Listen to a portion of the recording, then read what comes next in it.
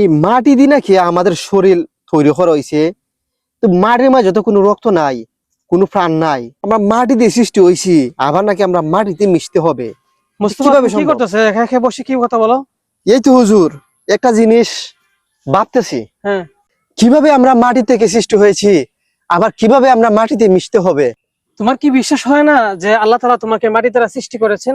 আরে হুজুর, এটাই তো ভাবতেছি যে আমাদের রক্ত আছে, মাংস আছে, মাটির তো রক্ত নাই, মাংস নাই, তাহলে কিভাবে আমরা মাটি থেকে সৃষ্টি হলাম? পবিত্র কোরআনে আল্লাহ তাআলা বলেন, মিনহা খলাকনাকুম ওয়া ফিহা নুঈদুকুম ওয়া মিনহা নুখরিজুকুম তারাতান উখরা।